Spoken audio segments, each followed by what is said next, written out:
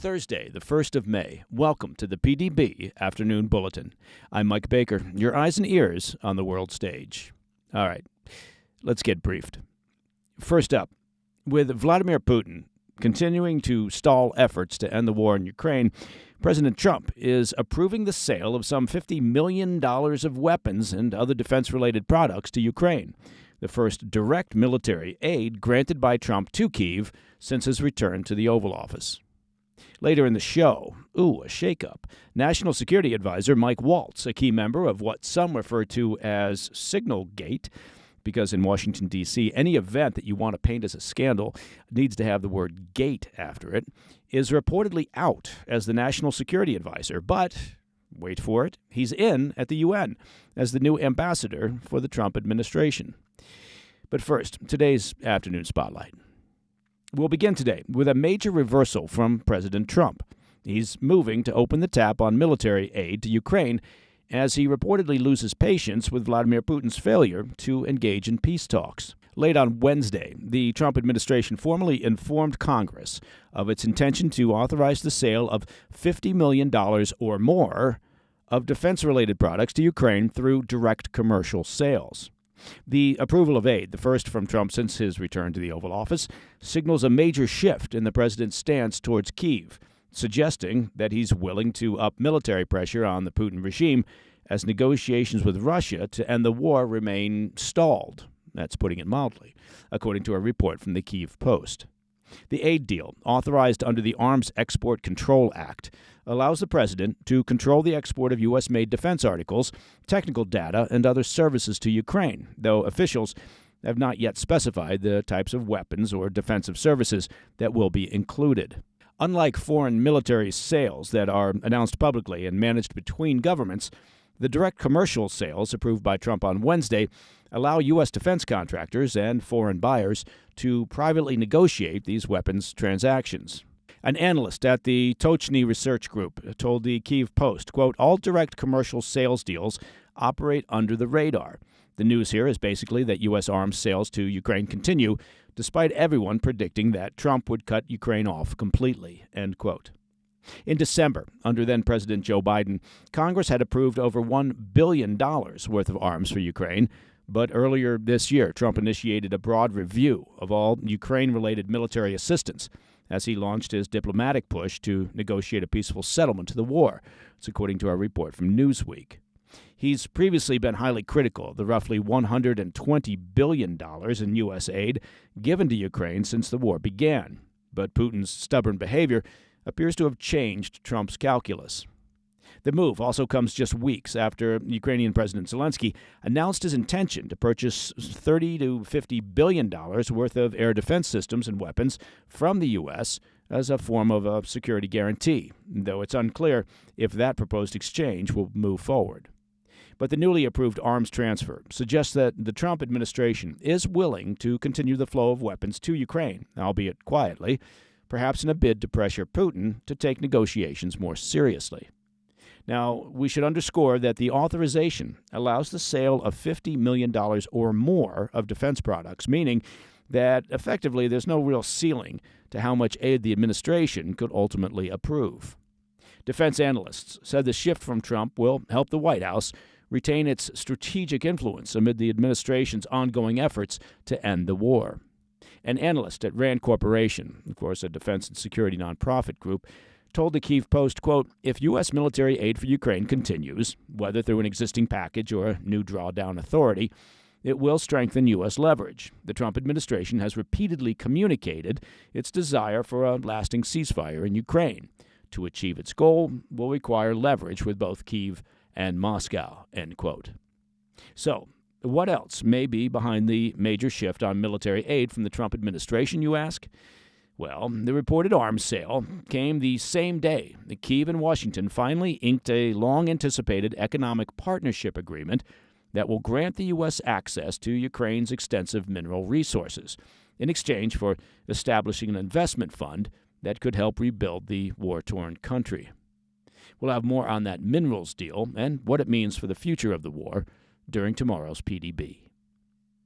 All right, coming up next, National Security Adviser Mike Waltz, who took heat from the now infamous Signal chat group kerfuffle, is being removed from his current position and reassigned to the UN. I'll be right back. Hey, Mike Baker here. It's grilling season. You knew that, right? Temperatures rising, the cover's off the grill. And here, I'm about to tell you where to get the finest beef to throw on your grill. Of course, I'm talking about a classic American business. It's generations of family raising high-quality beef in the great state of Texas. And I'm talking about, well, you know this, Tri-Tails beef. Now, Tri-Tails isn't some corporate meat factory or faceless corporation. Tri-Tails is a fifth-generation Texas ranch where cattle are pasture-raised, grain-finished, and raised the right way. They handle the beef on-site and ship it straight to your door. There's no middleman or no mystery. All their beef is sourced to match the genetics and care they've built their herd on, ensuring consistent marbling, tenderness, and rich flavor in every cut. As we say, small batch, big flavor. You can taste the difference the moment it hits the grill. So whether it's a ribeye, a filet, or New York strip, it's the kind of beef that brings people together. USDA prime and choice, hand-packed, and ready for your table. And right now, they've got a special offer just for PDB listeners. Go to trybeef.com/PDB and get 2 free flat iron steaks with your first box over $250. That's trybeef.com/PDB. Support real ranchers and eat like you mean it. Welcome back to the Afternoon Bulletin. In the first major shakeup of top aides in President Trump's second term, National Security Adviser Mike Waltz and his deputy, Alex Wong, are expected to depart the White House today, potentially, in part, as a result of fallout from the sensitive information leak in the Signal group chat. Waltz, however, isn't being banished from the administration. Far from it. He'll be assuming a new role as UN ambassador. But the exit from the national security team follows Waltz's admission that he mistakenly added the Atlantic's editor-in-chief, Jeffrey Goldberg, to a Signal group of administration officials. That chat, as our PDB regular listeners will recall, contained some sensitive details about the 15th of March strikes on Houthi targets in Yemen after a surge in attacks on commercial vessels in the Red Sea. Initially, Trump stood by Waltz, telling NBC News in March that the former Green Beret and Florida congressman was, quote, a good man who had, quote, learned a lesson. Is that standing by him? I'm not really sure. But the support didn't last long. I mean, Washington is a famously fickle place.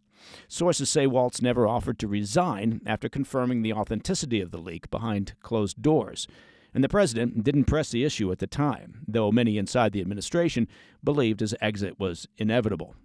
According to two-way co-founder Mark Halperin, who first reported the looming reshuffle, the tide inside the administration turned decisively in recent days, with senior aides losing confidence in Waltz's leadership and judgment, or possibly as senior aides searched for a scapegoat in the classic Washington game of cover your ass. Shortly after news of the move, Trump announced that Waltz will take on a new role as the UN ambassador. Well, he said Secretary of State Marco Rubio will serve as the interim national security advisor.